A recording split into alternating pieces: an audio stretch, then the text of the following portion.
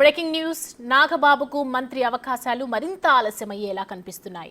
ఎమ్మెల్సీగా ఎంపికైతేనే మంత్రిగా అవకాశం ఇస్తామని తమ్ముడు పవన్ కళ్యాణ్ క్లారిటీ ఇచ్చారు. నాగబాబుకు మంత్రి పదవిపై డిప్యూటీ సీఎం పవన్ కళ్యాణ్ స్పందించారు. నాగబాబు 2 సార్లు ఎంపీ స్థానం వదులుకున్నారన్నారు. మనతో ఉంటూ అండగా నిలిచిన వారికే ఛాన్స్ ఇవ్వాలని డిప్యూటీ సీఎం అన్నారు. తానెక్కడా కులం చూడటం లేదని చెప్పుకొచ్చారు.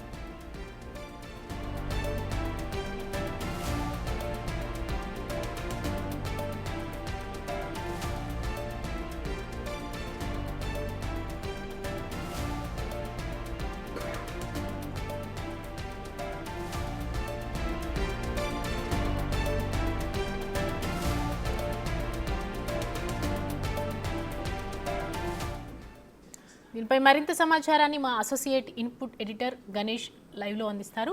గణేష్, చెప్పండి. సౌమ్య, ఇప్పటివరకు పవన్ కళ్యాణ్ డిప్యూటీ సీఎంగా బాధ్యతలు తీసుకున్న తర్వాత ఏ రోజు కూడా మీడియా సమావేశాన్ని నిర్వహించలేదు. ఆయన చిట్ చాట్ నిర్వహించలేదు. ఆయనే స్వయంగా ఈ విషయాన్ని ప్రస్తావించారు. ఎందుకంటే ఎన్నికలకు ముందు తాను దానికి సంబంధించి ఏదైతే ఒక మీడియాతో మాట్లాడానో, మీడియా సమావేశాలు నిర్వహించానో, తన బాధ్యతలు తీసుకున్న తర్వాత మీడియా సమావేశంలో ఎక్కడా మాట్లాడలేకపోయాను. ఇప్పుడు చిట్చాట్లో మాట్లాడుతున్న అంశాన్ని ఆయన ప్రస్తావించారు. ఇందులో మనం కీలకంగా దాదాపుగా 2 గంటలకు పైగా ఆయన మీడియాతో ఈ చిట్చాట్ చేశారు. అనేక అంశాలను ప్రస్తావించారు. అందులోన దాదాపుగా పరిపాలన వ్యవస్థ కావచ్చు, రాజకీయాల పట్ల ఉన్న వ్యవస్థ కావచ్చు, లేకపోతే పుష్పకు సంబంధించిన విషయాలు కావచ్చు, అల్లు అర్జున్ విషయం కావచ్చు, తర్వాత రేవంత్ రెడ్డి పాలన పైన కావచ్చు, ఇలాగ అనేక అంశాలను ప్రస్తావించారు. ఇందులో మనం ఒక ముఖ్యమైన అంశంగా చూడాల్సింది నాగబాబుకి మంత్రిగా పదవి ఇవ్వడం పైన ఈ కూటమి ప్రభుత్వం నిర్ణయం పైన ఆయన ఎట్టకేలకు పెదవిప్పారు. ఆయన దానిపైన వ్యాఖ్యలు చేశారు. ఎందుకంటే నాగబాబుకి మంత్రి పదవి ఇచ్చిన తర్వాత అనేక చోట్ల నుంచి ఒక వ్యతిరేకత వ్యక్తమైంది. అంటే చాలా వరకు సోషల్ మీడియాలో కావచ్చు, మిగతా తెలుగుదేశం కావచ్చు, లేకపోతే వైసీపీ నుంచి అలాగ సహజంగా వచ్చే అంశమే కాబట్టి తర్వాత జనసేన నుంచి కూడా ఒక వ్యక్తమైంది. ఎందుకంటే ఇప్పటికే పవన్ కళ్యాణ్, కందుల దుర్గేష్ ఇద్దరు కాపు సామాజిక వర్గానికి చెందినవారు. ఒకే ఒకరు నాదెండ్ల మనోహర్ మాత్రం వేరే సామాజిక వర్గానికి చెందిన వ్యక్తిగా ఉన్నారు.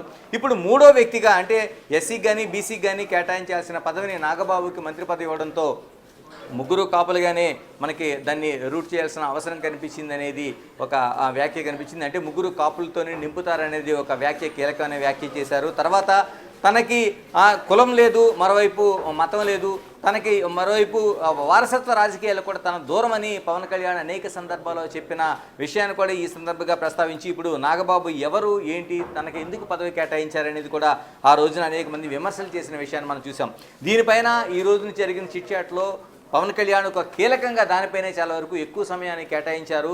ఎందుకు నాగబాబుకి పదవి ఇచ్చారు, ఎందుకు నాగబాబుని ఎలా చూడాల్సిన అవసరం ఉందనేది కూడా ఆయన ప్రస్తావించారు. ఇందులో కీలకంగా ఆయన చెప్పిన దాంట్లో మంత్రి పదవి ఇవ్వడంలో ఆయన తన సోదరుడిగా ఎట్టి పరిస్థితుల్లో ఇవ్వలేదని ఆయన స్పష్టం చేశారు. ఎందుకంటే మరోవైపు కులానికి సంబంధించిన ప్రస్తావన కూడా ఆయన తీసుకొచ్చారు.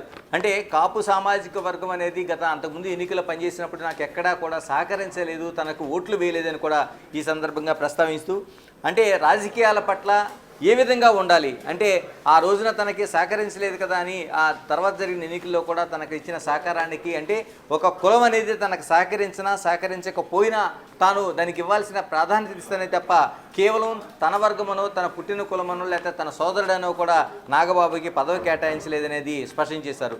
దీంతో పాటు ఆయన ఎమ్మెల్సీగా గెలిచిన తర్వాత మాత్రమే మంత్రి పదవి తీసుకుంటారని ఆయన స్పష్టం చేశారు. ఎందుకంటే చాలా వరకు మంత్రి పదవి కేటాయించిన తర్వాత అనేక మందిని మనం చూసాం. అంటే దానికి ముందుగా 6 నెలల్లో ఎన్నికలు జరపాల్సి ఉంటుంది కాబట్టి ముందుగా పదవి బాధ్యతలు తీసుకున్న తర్వాత ఆ తర్వాత ఎమ్మెల్సీగా ఎన్నికయ్యే అవకాశం కావచ్చు, లేకపోతే ఎక్కడైనా ఖాళీ అయిన ప్రదేశం నుంచి ఒక ఎమ్మెల్యేగా పోటీ చేసి ఆ స్థానంలో గెలవడం కావచ్చు. మనకి చట్టబద్ధత అనేది అంటే మన కాన్స్టిట్యూషన్ ఇచ్చిన హక్కుగా దాన్ని తీసుకొని రాజ్యాంగబద్ధంగా అలాంటి పదవి తీసుకున్న తర్వాత ఎన్నికల్లో పోటీ చేసిన సందర్భాలు అనేకం కనిపిస్తాయి. కానీ నాగబాబు విషయంలో ఎమ్మెల్సీగా బాధ్యతలు తీసుకున్న తర్వాత మాత్రమే ఆయన మంత్రి పదవి తీసుకుంటారని పవన్ కళ్యాణ్ స్పష్టం చేశారు. ఎందుకంటే దానికి విరుద్ధంగా వెళ్లాల్సిన అవసరం లేదని ఆయన చెప్తూ వచ్చారు.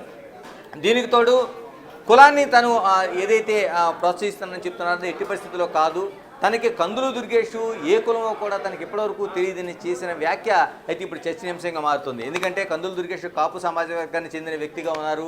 ఆయన రాజమండ్రి రూరల్ నుంచి పోటీ చేయాల్సిన అవసరం ఉన్న తర్వాత వెస్ట్గోడ నిడదవోలుకి వెళ్ళి ఆయన పోటీ చేశారు. ఆ రోజున జరిగిన సామాజిక వర్గ అంచనాలు కావచ్చు, ఇవన్నీ జరిగిన తర్వాత పవన్ కళ్యాణ్ ఈ రోజున చేసిన వ్యాఖ్య ఒక కీలకంగానే మనం చూడాలి. ఎందుకంటే ఏదైతే కందులు దుర్గేష్ ఏ సామాజిక వర్గం తనకు తెలియదని చెప్పారు. మరోవైపు నాదెండ్ల మనోహరు ఏదైతే ఒక సామాజిక వర్గం ఉందో ఆయన కమ్మ సామాజిక వర్గమైనా ఆ ప్లేస్లో సీటు కేటాయించాల్సి వస్తే తాను ఎస్సీ ఎస్టీ బీసీ ఎవరికైనా కేటాయించి ఉండేవాడిని అని చెప్పారు. అంటే ఈ అంశాలన్నీ చెప్పడం ద్వారా తన కులాన్ని ఎట్టి పరిస్థితుల్లో ప్రోత్సహించాలనే అంశాన్ని అయితే పవన్ కళ్యాణ్ చెప్తూ వచ్చారు. మరోవైపు తన సోదరుడిగా ఆయనకి మంత్రి పదవి దక్కుతుందనే అంశాన్ని కూడా ఆయన ఏదైతే ఆ రోజు విమర్శలు వచ్చినాయో మంత్రి పదవి ప్రకటన వచ్చినప్పుడు దాన్ని కూడా ప్రస్తావించారు. జనసేన పార్టీకి జనరల్ సెక్రటరీగా తనతో పాటు కీలకంగా ప్రయాణం చేసిన వారిలో తన సోదరుడు నాగబాబు ఉన్నారు. తన సోదరుడే కాకుండా ఆ ప్లేస్లో ఎవరున్నా సరే తాను ఈ రోజున అలాంటి పట్టం కట్టేవాడిని, ఆ మంత్రి పదవి ఇచ్చేవాడిని అని చెప్పారు. ఎందుకంటే పార్టీ కోసం పోటీ చేయడం కాదు, పార్టీ కోసం అహర్నిశలో పనిచేసిన వ్యక్తులకి తాను ఎప్పుడు గుర్తింపునిస్తాను, అలాంటి వ్యక్తుల్లో నాగబాబుని చూశాను తప్ప తన సోదరుడిగా చూడలేదనేది పవన్ కళ్యాణ్ చెప్పిన మాటలు. దీంతోపాటు 2 సార్లు రాజ్యసభను వదులుకున్న అంశాన్ని కూడా ఆయన ప్రస్తావించారు. ఎందుకంటే ఎంపీగా ఆయన గతంలోన పోటీ చేసినప్పుడు నర్సాపూర్ నుంచి పోటీ చేశారు. నర్సాపూర్లో పోటీ చేసి 2019 ఎన్నికల్లో ఆయన కేవలం 2.5 లక్షల ఓట్లు మాత్రం వచ్చి ఓటమి పాలయ్యారు. ఆ రోజున రఘురామకృష్ణరాజు గెలుపొందారు నర్సాపూర్ నుంచి. ఆయన దాదాపు 4,47,000కి పైగా ఓట్లు ఆ రోజున వచ్చి, తర్వాత టీడీపీ సెకండ్ ప్లేస్లో నిలిచింది 4,15,000 ఓట్లతో. ఆ రోజున ఎంపీ స్థానంలో నరసాపూర్ నుంచి ఆ పార్టీ సెకండ్ ప్లేస్లో ఉంది. మూడో పార్టీగా అంటే ఆ రోజు తెలుగుదేశంతో కానీ కూటమితో కానీ పొత్తు లేకుండా జనసేనగా పోటీ చేసిన సందర్భంలో నాగబాబు కేవలం 2 లక్షల ఓట్లతో, ఆయన 2.5 లక్షల ఓట్లతో అక్కడ సరిపెట్టుకుని ఓటమి పాలయ్యారు. ఈ అంశాలన్నీ చూసిన తర్వాత పార్టీ కోసం అహర్నిశలో పనిచేసిన తనకి ఖచ్చితంగా ఆ ప్రాధాన్యత ఉండాల్సింది. ఆ ప్లేస్లో నాగబాబు తన సోదరుడు కావచ్చు, కాకపోవచ్చు, ఆయన కాపుకులం అవ్వచ్చు, అవ్వకపోవచ్చు, కానీ అలా కష్టపడి పనిచేసే వారికి మాత్రం ఖచ్చితంగా గుర్తింపు ఉంటుంది. ఇప్పటికీ తాను అదేవిధంగా కట్టుబడి ఉన్న అంశాన్ని ప్రస్తావించారు. దీంతోపాటు బీసీలు, ఎస్టీలు, ఎస్సీలు వాళ్ళు ప్రధానంగా 2 పార్టీ అంటే అధికారంలో ఉన్న పార్టీయా లేకపోతే ప్రతిపక్షంలో ఉన్న పార్టీ వైపు మాత్రమే ఉన్నారు తప్పించి మూడో పార్టీగా అంటే జనసేన లాంటి పార్టీ ఉంటే వాటి వైపు ప్రయాణించడం లేదనే విషయాన్ని ఆయన స్పష్టంగా చెప్పారు. అంటే గతంలో జరిగిన అనేక ఎన్నికల్లో చూసుకుంటే అధికార పార్టీ అంటే ఆ గెలిచిన పార్టీ కావచ్చు, లేదా ప్రధాన ప్రతిపక్షంగా ఉన్న పార్టీ కావచ్చు, వాటి వెంట మాత్రమే బీసీలు, ఎస్సీలు, ఎస్టీలు ప్రయాణం చేస్తున్నారు. మిగతా పార్టీగా ఉన్న వాళ్ళని అంత పరిగణలోనికి తీసుకోవడం లేదనే అంశాన్ని అయితే ఆయన దీన్ని ప్రస్తావించి వచ్చారు.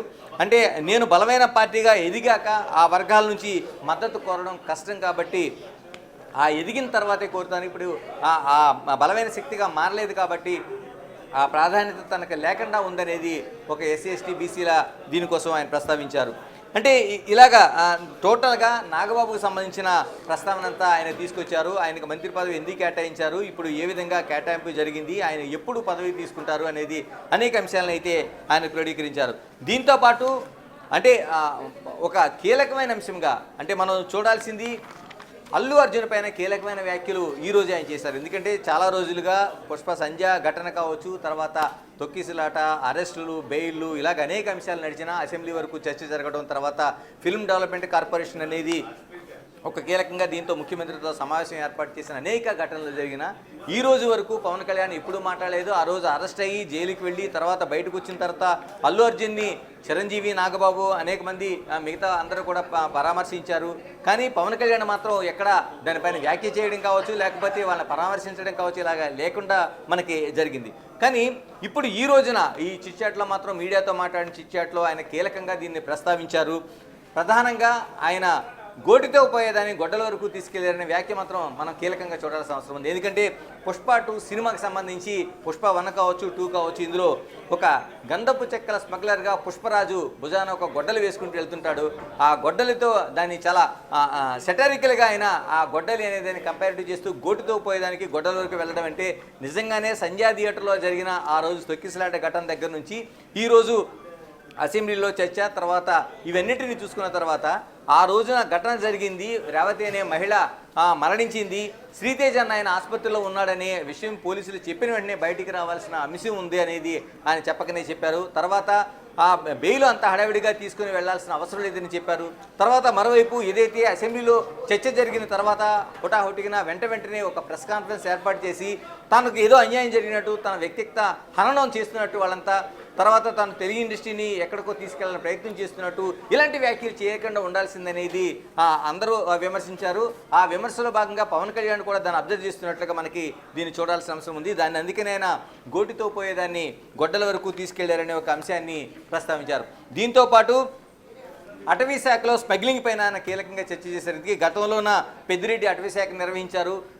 ఇప్పుడు పుష్ప సినిమా కూడా దాన్ని కంపారిటివ్ చేసుకుంటే ఏదైతే ఒక స్మగ్లింగ్ ఉందో అలాంటి అంశాలను మనం హీరోయిజంగా చూపించకూడదనేది పవన్ కళ్యాణ్ గతంలో ప్రస్తావించారు. ఇప్పుడు ఈ చిట్చాట్లో అటవీ శాఖలో జరుగుతున్న ఏదైతే ఒక స్మగ్లింగ్ ఉందో దాన్ని ఈ స్మగ్లింగ్ని ఎక్కడ ఇంత పెద్ద స్థాయిలో స్మగ్లింగ్ ఎక్కడా లేదనే విషయాన్ని ఆయన ప్రస్తావించారు. మరోవైపు తాను ఎక్కడికి వెళ్ళి ఏం పర్యటించినా ఏ శాఖలో ఉన్నా ఆ లూప్ హోల్స్ ఏమున్నాయో అంటే స్మగ్లింగ్ చేయడానికి కావచ్చు, లేకపోతే అడ్డదారుల తరలింపు కావచ్చు, లేకపోతే అవినీతి కావచ్చు, ఇలాంటి అంశాలని తను ఎక్కువగా పరిశీలిస్తానని చెప్పడంతో పాటు మిగతా విషయాలు అంటే పిల్లలు లైబ్రరీకి అందుబాటులో ఉంచాల్సిన అవసరం ఉంది, పిల్లలు ఎక్కువగా చదవాలి, పుస్తక పఠనం అనేది వాళ్ళ నాలెడ్జ్ పెంచుతుందనేది ఒక అంశాన్ని తీసుకొచ్చారు. అలాగే ఈ రోజున ప్రపంచాన్ని మొత్తం గడగడలాడిస్తుంది అనేక ఏదైతే రుగ్మతలు ఉన్నాయో మనకి చాలా వరకు జరుగుతున్న ఈ అనేక విషయాలని వీటన్నిటికీ సెల్ ఫోన్ అనేది కారణమవుతుంది. కాబట్టి ఈ సెల్ ఫోన్ వినియోగం అనేది ఒక బలహీనతగా మారిపోయింది, దీనికి దూరంగా ఉండాల్సిన అవసరం ఉంది. ఇది ఒక భయంకరమైన అంశంగా ఆయన ప్రస్తావించారు. దీంతోపాటు రానున్న రోజుల్లో పార్టీ పైన పూర్తి స్థాయిలో దృష్టి పెడతామని దీనికి సంబంధించి డిప్యూటీ స్పీకర్ పవన్ కళ్యాణ్ స్పష్టం చేశారు. ఏదేమైనా పవన్ కళ్యాణ్ ఈ రోజున క్లారిటీ ఇచ్చిన అనేక అంశాల్లో నాగబాబుకు సంబంధించిన మంత్రి పదవి కావచ్చు, అది ఏ విధంగా చేస్తారు, కులం ఉందా లేదా, తన సోదరుడా కాదని అనేక అంశాలతో పాటు పుష్పకు సంబంధించిన అల్లు అర్జున్కి సంబంధించిన విషయాన్ని చెప్పడంతో పాటు రేవంత్ రెడ్డి పరిపాలన, అరెస్టులు అనేక అంశాలపైన ఒక కీలకంగా తను అనుకున్న ఒక స్పష్టమైన అభిప్రాయాన్ని ఆయన చెప్పగలిగారు. Thank you Ganesh.